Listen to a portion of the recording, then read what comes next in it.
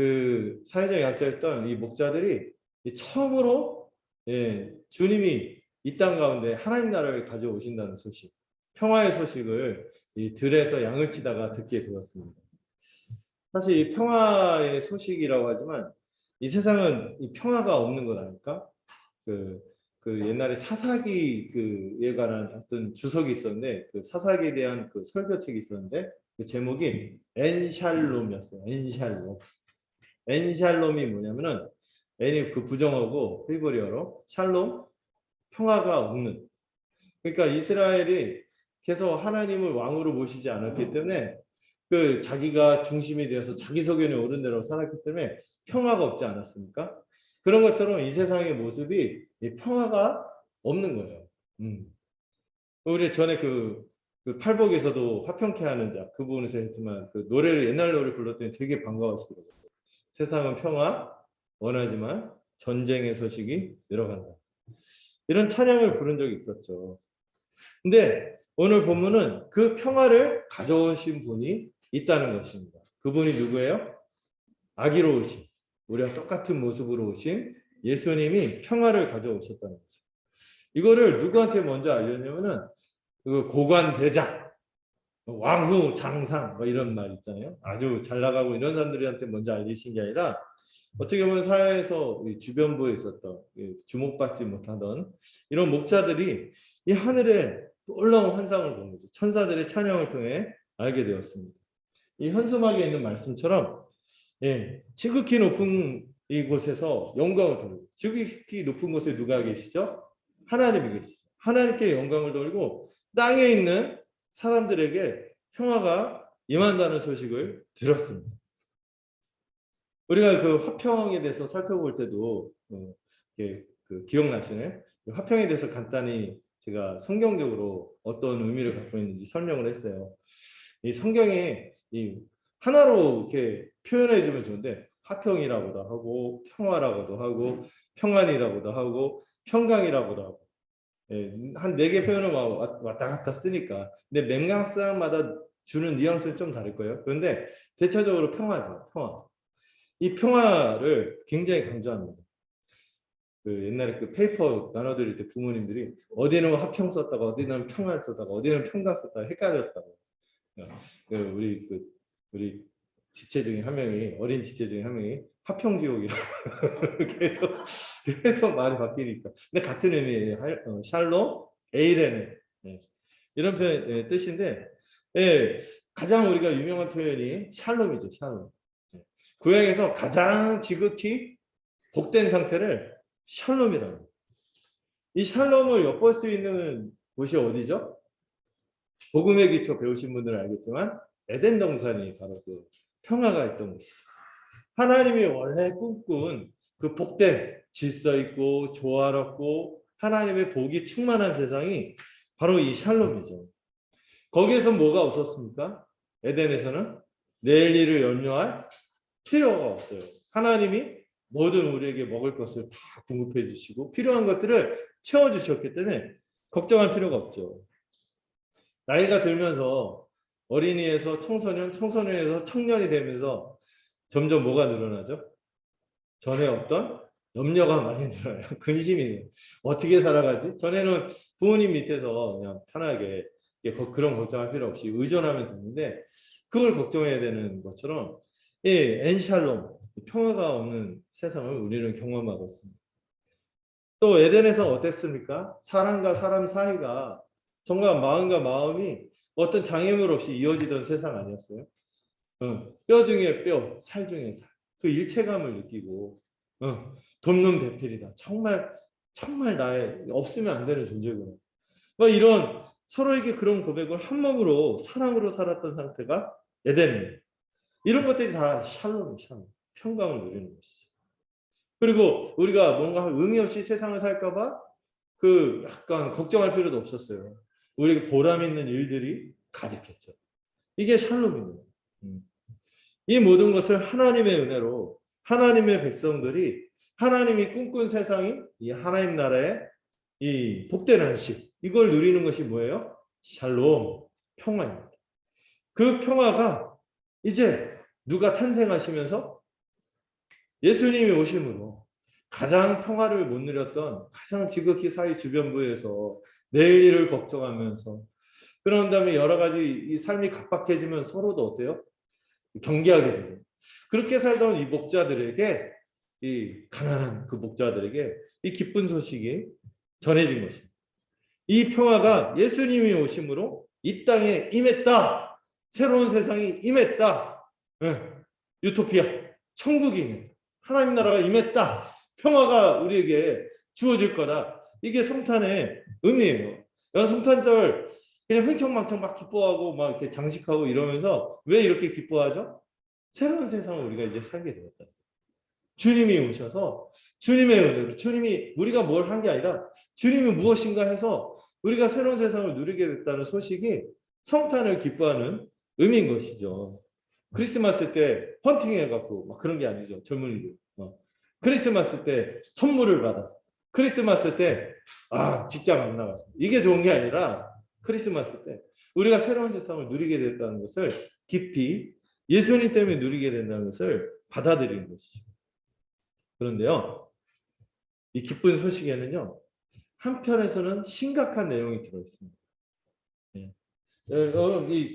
봤나요? 땅에서는 어떤 사람들 중에 하나님이 기뻐하신 사람들 중에 평화를. 이 말은요, 다 누린다는 얘기예요. 다 누릴 수 있다는 게 아니라 하나님이 기뻐하신 사람들 중에 평화로다 하고 지목을 하고 경계가 있다는 것이죠. 다시 말하자면 이 평화가 누구에게만 주어진다는 거예요? 신자, 하나님이 기뻐하신 사람들에게만 주어진다는 거죠. 오직 하나님의 은총을 받은 사람들입니다. 하나님이 기뻐하신 사람들에게만 이 평화가 주어진다는 것이 어떤 면에서는 이게 심각한 거예요. 여러분 한번 본문을 하나 같이 봤으면 좋겠습니다. 요한복음 3장 19절인데요. 다시 뭐가 나오나요? 나오긴 하는데 이게 전체가 안 나오죠. 요한복음 3장 19절 한번 읽어볼까요? 시작.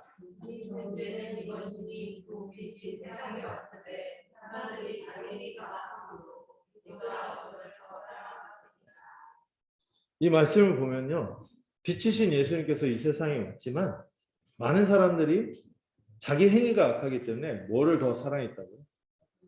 빛을 받아들이기보다 어둠을 더 사랑했다는 것입니다. 이거로 인해서 그들이 정죄와 심판을 받게 되겠죠. 왜 어둠을 더 사랑합니까? 그 모습이 어떻게 나타나면 자기 행위의 악함을 인정하지 않는다는 거예요. 또 자기가 소망이 없고 절망적인 죄인인 것을 인정하지 않기 때문에 그들은 그런 성향들이 기본적으로 뭐를 사랑하지 않아요? 빛을 사랑하지 않죠. 여러분 그 예를 들어서 한번 경험한 적이 있어요. 샤워를 싹 하고 알몸으로 나왔는데 거실에 불이 켜진 걸 모르고 나간 거예요. 화들짝 놀라죠. 다시 어둠으로 훅 들어가듯이 우리가 우리 존재 자체가 그렇게 깊은 죄로 인한 수치, 이 악한 행위들 이게 드러나는 게 싫기 때문에 감축이 돼 있어요. 어둠에 머물러 있는 것을 좋아하는 거죠. 빛이 와도 꺼리고 반응하지 않는 거죠. 여러분 그래서 복음이요. 그런 점에서 자신의 선행을 공로를 의지하고 자랑하는 자. 그런 사람들에게는 꺼리껴지는 것이 복음입니다. 자신의 지식, 자신의 지혜를 의지하는 자들, 그래서 마음이 높아진 자들에게는 복음이 미련하게 받아들여집니다. 왜? 어둠을 사랑하기 때문에. 이거에 대해서 우리 시몬이라는 사람이 있어요. 나이 많은 사람인데 이 사람의 특징에서 누가복음에서 이 본문이 주어진 뒤에 이 예루살렘에 어떤 사람 시몬이라는 사람이 있었는데 나이가 굉장히 많은 사람이죠. 이 많은 사람인데 이 사람의 특징이 이스라엘의 위로를 기다리는 사람이었어요. 이스라엘은 다른 말로 하나님 나라라는 말이에요.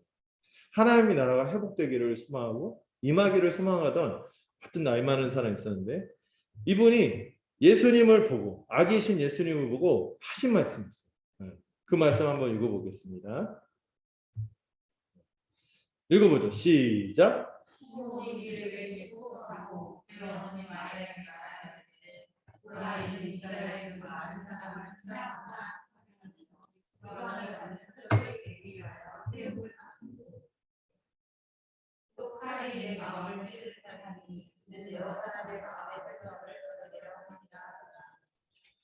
이 시므온이라는 사람이 예수님, 아기이신 예수님을 보자마자 막 덕담을 해야 되잖아요. 덕담을 하는데 좋은 얘기를 해야 되는데 축복하긴 하는데 내용이 뭐예요? 이 아기 예수가 장차 어떻게 된다고? 비방을 받는 표적이 된다. 비방을 받는 표적. 그래서 이 비방을 받는 표적으로 인해서 이스라엘인데도 하나님의 백성이라고 하는데도 많은 사람들이 걸려 넘어져.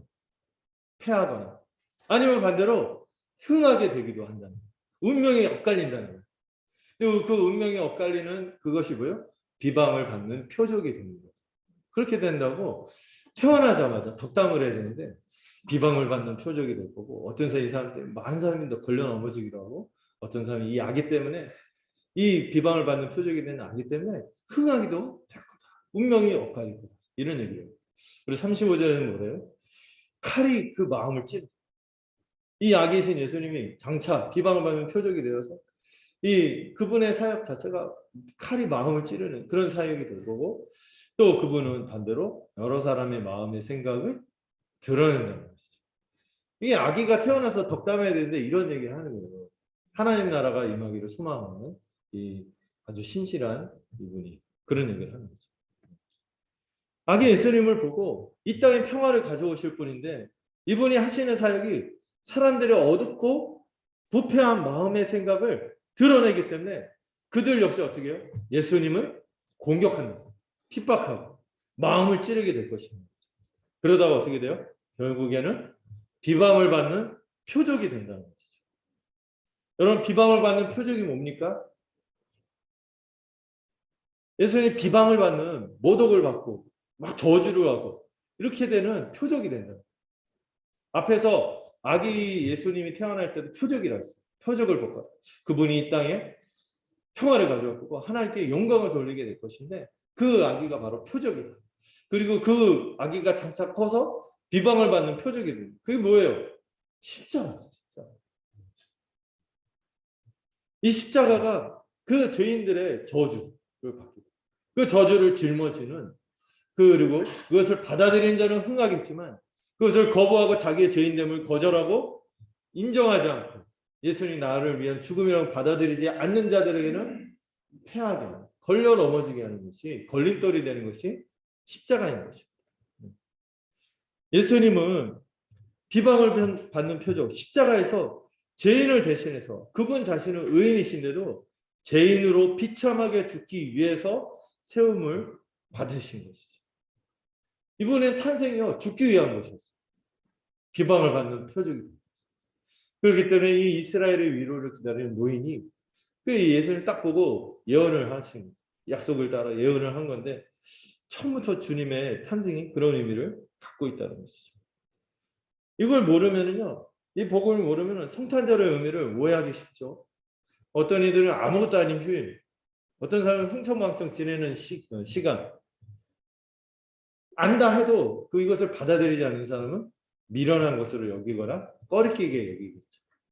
지금은 성탄을 참 이렇게 기뻐하는 분위기 아니죠. 코로나 때문에 그렇기도 하고 몇 년 전서부터 일반 사람들도 그 약간 할러데이, 해피 할러데이 이러면서 크리스마스라는 표현을 안 쓰고 그리고 그냥 쉬는 날로 하고 기쁨도 별로 없고 뭐 이런 시대가 됐어요. 그러나 우리는 신자의 우리는 이 성탄의 의미가 무엇인지를 명확하게 알고 기뻐하고 있습니다. 그분의 오심이 무엇이 되기 위해서 비방을 받는 표적인 십자가의 죽음으로 우리를 구원하기 위해서 오셨다는 사실을 깊이 새겨야 되는 거죠. 이걸 받아들인 자에게 주님이 하신 약속이 있습니다. 10절부터 13절까지 한번 읽어볼게요. 시작. 그가 세상에 계셨으며 세상은 그로 말미암아 지은 바 되었으되 세상이 그를 알지 못하였고 자기 땅에 오매 자기 백성이 영접하지 아니하였습니다. 영접하는 자 곧 그 이름을 믿는 자들에게는 하나님의 자녀가 되는 권세를 주셨습니다.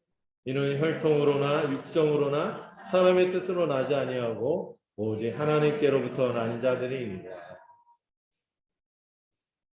이 자신이 죄인임을 거절하고 받아들이지 않고 믿지 않는 자들에게는 비방하는 표적이 되나, 그러나 그 예수님이 그 십자가로 말미암아 우리를 구원하시고 우리를 흥하게 하시는 분인 것을 아는 자들, 믿고 영접하는 자들에게는 어떤 권세? 하나님의 자녀가 되는 권세를 약속하셨어요. 우리는 알고 있어요. 세상은 모른다 할지라도 우리는 알아요. 예수님 실제로 이 구약의 약속을 따라서 자기 땅에 평강의 복을 누리는 소식을 전하기 위해 자기 백성 이스라엘에게 2000년 전에 오셨습니다. 그러나 안타깝게도 여기 나와 있는 것처럼 자기 백성이 영접하지 않았어요. 하나님의 언약을 처음부터 받았던 옛언약 백성인 이스라엘이 그리스도를 영접하지 않았어요. 그러나 그들 가운데 남은 자들, 그들 가운데 믿는 제자들, 그 제자들의 증거, 사도들의 증거를 받아 우리에게는 무엇이 되는 권세? 하나님의 자녀가 되는 권세. 다른 말로 새언약의 백성, 참된 하나님 나라의 백성으로 우리를 삼아주셨다는 것이죠. 이것은요, 여러분, 우리가 원한다고 되는 건가요? 아니에요. 13절 끝에 뭐라고 해요? 오직 하나님께로부터 난 자들. 하나님의 은혜로 된 거예요. 뭐로 된 게 아니에요? 엄마 아빠가 믿는다고 되는 게 아니에요. 혈통으로 된 게 아니래요. 엄마 아빠가 믿는다고 되는 게 아니에요. 또 육정으로나 사람의 뜻으로 되지 않는다. 이게 뭐예요? 본인이 원한다고, 뜻한다고 그렇게 되는 것이 아니라는 거죠. 오직 무엇으로? 하나님께로부터. 다른 말로 하나님의 은혜로. 죽은 자가 어떻게 살아날 수 있어, 스스로. 하나님이 살리셨고. 다만 어떤 사람들이 하나님이 구원하시기로 작정하고 기뻐하시기 예정하신 그 택하신 백성들에게 은혜를 베풀어 주셔서 이 구원의 은혜, 하나님의 자녀가 되는 축복이 주어진 것입니다. 어떤 자들? 여러분들 안에 믿음의 선물이 있는 자. 하나님이 기뻐하십니다. 그래서 여러분, 믿음은요, 신비한 거예요. 믿고 있다는 건 신비한 거예요. 이게 내가 무슨 세뇌 교육을 받고 막 아침에 일어나서 막 구호를 외치고 막 군인이 아무리 고무신경 외친다 한들 제대만 하면 뭐예요? 자기가 군인이란 거 다 떨쳐버리죠. 왜 이렇게 막 자기를 세뇌하고 막 그거 뭐 이렇게 내면화시키고 공부하고 이래서 되는 게 아니에요. 뭐가 주어져야 돼요? 하늘의 신령한 은혜. 정말 예기치 않은 이 믿음이라는 선물. 이게 주어지지 않으면은 이걸 누릴 수가 없어요. 그래서 여러분 이미 믿고 있다면 굉장한 겁니다. 여러분 제가 늘 얘기하는 거예요. 사는 게 힘드니까 믿는 게 힘들어요. 대부분 사는 게 힘들대요. 아니, 믿는 게 힘들어요. 믿는 게 기적. 믿는 거는요, 우리가 애써서 된 게 아니에요. 혈통으로 되는 게 아니라서. 육정으로 되는 게 아니라서. 로마서에서는 그런 말 있어요. 다름질해서 되는 것도 아니라서. 정말 하늘의 은혜로 그냥 살리신 거예요. 그래서 천국 백성이 이미 되었고 그 결과로 평강을 누리는 자가 된 것입니다. 그리고 그 평강이 어떤 겁니까? 예수님이 이 말씀을 하셨죠. 네, 글씨가 좀 작긴 하지만 한번 같이 읽어볼까요? 시작.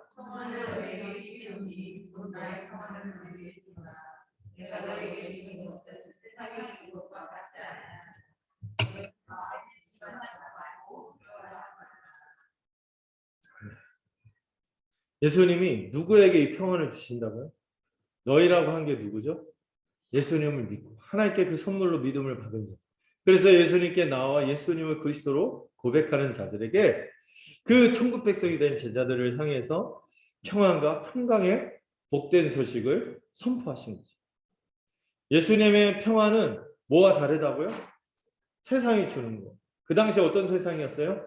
팍스 로마나, 로마의 평안, 힘과 부, 권력, 이런 명예, 이런 것들로 세상을 눈에 보이는 것들로 장악하는, 화려한 문명으로 장악하는 그 로마의 평화가 있는 세상에서 그런 평화, 세상이 주는 평화와 다른 그런 평화를 주겠다는 거예요. 뭐가 결정적으로 다르죠? 여러분 로마 제국이 지금도 있나요? 끝났어요. 근데 예수님 주신 평화는 끊어졌습니까? 2000년 전에 그 주어진 소식이 지금까지도 쟁쟁하게 울려 퍼지고 있고 많은 사람들이 이 평화의 소식에 기뻐하며 이 평화를 누리고 있다는 것이죠. 세상이 줄 수 없는 거예요. 다른 것들은 금방 사라지죠. 여러분들이 이렇게 하면 내가 편안해지고 내가 진짜 복지 막 이런 걸 누리겠다 하는데 그 금방 손에서 흘러나가지 않습니다. 근데 주님이 주는 것은 절대 그렇지 않아요. 이 평화는요, 우리 마음에 영원히 근심도 사라지게 할 것이며 두려움도 사라지게 할 것입니다. 그리고 결정적으로 이 평안이 누구 안에서? 그리스도 안에서 주어지기 때문이죠. 우리가 이 평안을 누릴 수 있는 전제가 있어요. 우리가 먼저 누구와 화목하게 되었어요? 그리스도 안에서 하나님과 화목하게 되었고, 그래서 그분이 우리를 볼 때 죄인으로 보지 않아요. 여러분, 우리에게 가장 근본적인 문제가 진노잖아요. 죄인이 받을 진노. 근데 그 문제가 완전히 해결이 되어버렸답니다. 네. 그분이 우리를 영원히 자녀로 그리스도를 통하여 우리를 보시기 때문에 영원히 그분의 사랑하는 자녀로 볼 것이요. 내 사랑하는 자요, 기뻐하는 자로, 내 사랑하는 아들이다. 이렇게 우리를 보시기 때문에 우리는 그분이 주시는 이 근본적인 평강의 복을 영원히 누리는 자가 된 것이죠. 그렇기 때문에 우리가 뭘 두려워하겠어요? 뭘 근심하겠어요? 여러분, 아무리 힘들더라도 그런 표현 제가 한번 썼잖아요. 기껏해야 천국, 기껏해야 영생, 기껏해야 구원, 뭐 있잖아요. 아무리 우리가 힘들고 할지라도 이 근본적인 이 진노에서 벗어났어요. 우리 삶에서 여러 가지 다양한 어려움들 다 있잖아요. 그런데 이걸 이길 힘도 주실 거예요. 그러니 우리가 어찌 근심과 두려움 가운데 살겠습니까? 주님 우리에게 말씀하세요. 내가 주는 건 세상이 주는 것과 달라. 유통기한이 없어. 유통기한이 끝도 없는. 마음에 근심하지는 말고 두려워하지도 마. 주님이 이렇게 말씀하셨는데 왜 근심하고 두려워합니까? 이게 우리 올 한 해 마무리할 때 여러분들 그 근심거리, 두려움거리 막 있었지 않았나요? 그런데 주님이 뭐라고 하세요? 내가 주는 게 세상과 다른 건데 너 왜 세상이 주는 것들에게 절절 보면서 근심하고 두려워하니? 내가 주는 건 세상과 다르잖아. 이거 붙들고 근심하지 말고 두려워하지도 마. 그 평화의 복을 주시는 분이죠.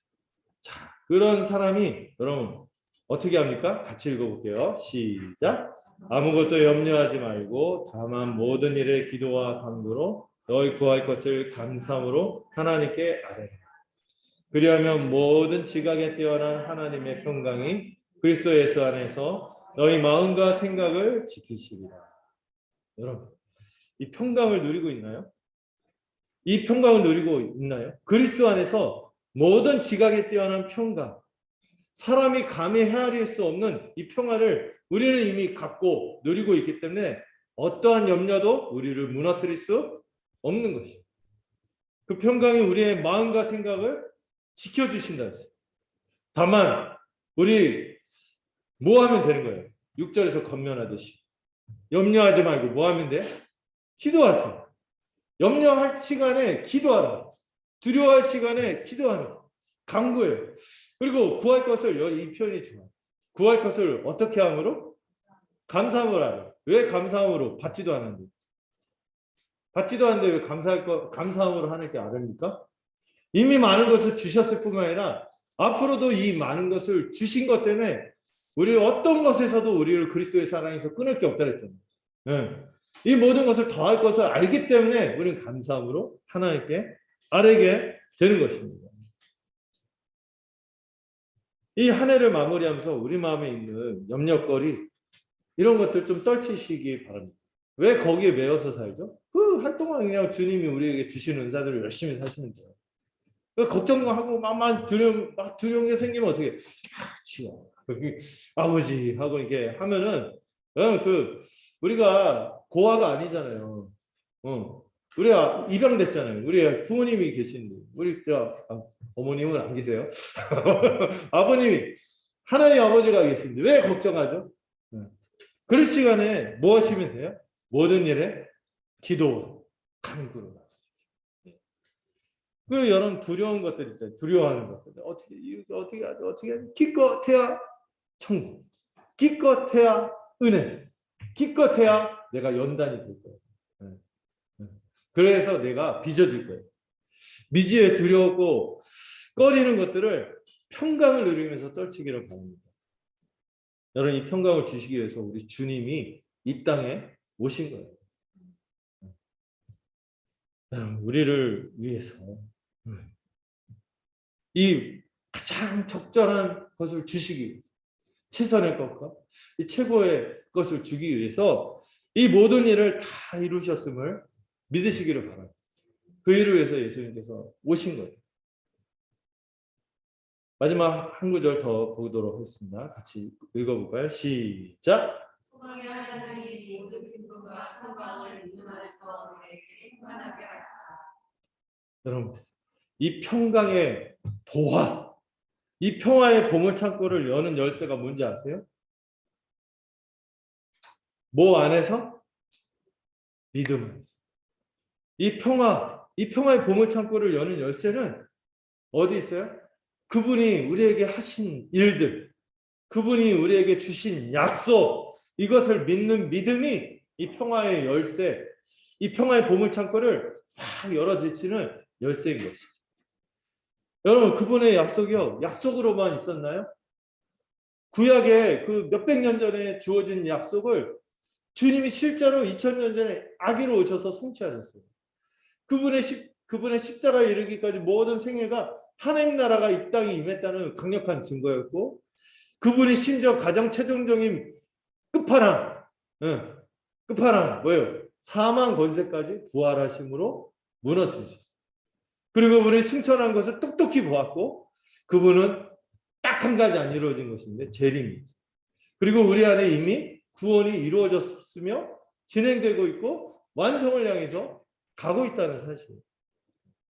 그렇다면 우리가 걱정할 게 뭐가 있겠습니까? 여러분, 우리 인생을 해석하고 우리가 살아가는 삶을 해석할 때 이 확실한 약속이 있다는 것이 얼마나 우리의 삶을 새롭게 보게 하는 겁니다. 왜 두려워하십니까? 어떤 과정으로 인도하시든 결국엔 그 열매는 뭐예요?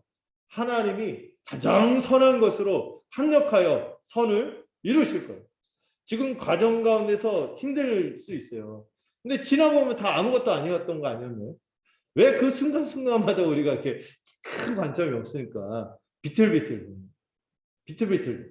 이미 거대한 것이 이루어졌다는 관점이 있어요. 엄청난 약속이 확실하게 이루어졌어요. 주님이 약속한 것 중에 안 이루어진 게 있었나요? 다 이루어졌어요. 뭐만? 재림의 소망만 빼고는 다 이루어졌답니다. 지금 우리에게 어떻게 저는 어렸을 때 걱정하는 혼자 세상을 살아갈까 봐. 네. 어렸을 때 약간 어머니가 그 부모님이 하고 떨어져서 오랜 기간 그 시골에 혼자 있었던 기간이 있었거든요.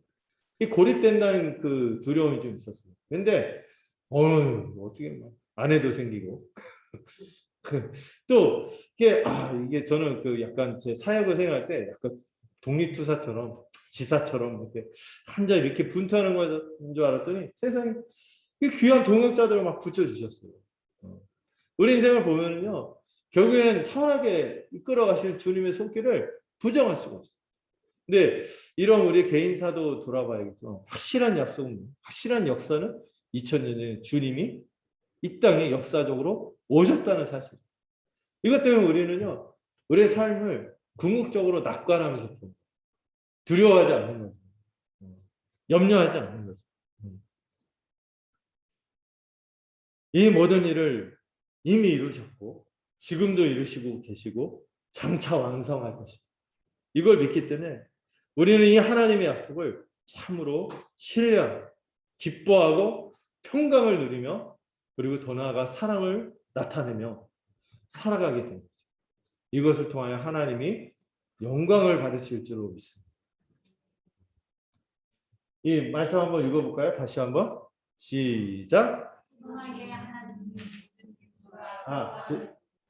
이 말씀이 아니었어요. 제 손가락이 좀 굽었나 봐. 이거 현수막에 있는 말씀. 오늘 성탄이니까. 네. 현수막 있는 말씀 한번 읽어봅시다. 시작.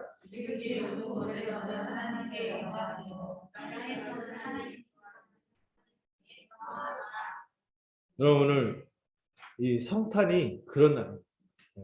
주님이 바로 그것을 이루시기 위해서 오셨다는 것을 기억하고 그래서 기뻐하고 평강을 누리고 믿음으로 힘있게 살아갈 때 우리 하나님께 영광이 돌려질 것이죠. 온 세상에서 우리뿐만 아니라 결국엔 어떻게 될까요? 온 세상에서 믿음으로 하나님 앞에 나오는 모든 사람들이 우리가 모든 사람들을 보게 될 거예요. 그 중에 여러분들이 사랑하는 사람들이 있겠죠. 아직 안 나온 사람. 그분들도 나오게 될 거예요. 그 평화가 주어질 거예요. 오늘 이 성탄의 아침에 이 복음이 주는 의미, 평화의 소식에 대해서 살펴보겠습니다.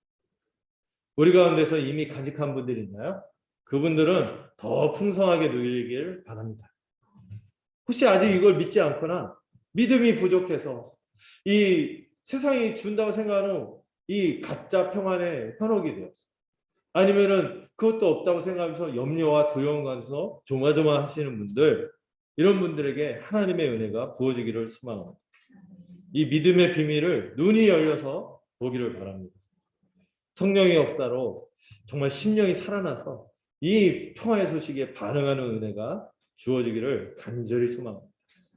그래서 우리가 누리는 이 평화를 함께 누리기를 간절히 소망합니다. 기도하겠습니다. 하나님 아버지 감사드립니다. 이 성탄의 아침을 복음을 아는 자가 되어서 누릴 수 있도록 붙들어 주시옵소서. 우리가 함께 교회로서 이 성탄의 기쁨을 누리고 복음의 기쁨을 알게 하신 것을 감사드립니다. 이 아침에 함께 주님의 오심을 기쁘게 맞으며 또 이것을 더 알도록 이 자리에 있는 모든 이들에게 주님께서 은혜를 허락하여 주시옵소서. 특별히 우리가 사랑하면서 기억하는 이들, 기도하는 이들에게도 이 믿음의 비밀을 허락하시고 알게 되는 은혜와 평강이 있기를 간절히 소망합니다. 예수님의 이름으로 기도드렸습니다. 우리 찬송가 115장 함께 힘차게 찬양하도록 하겠습니다.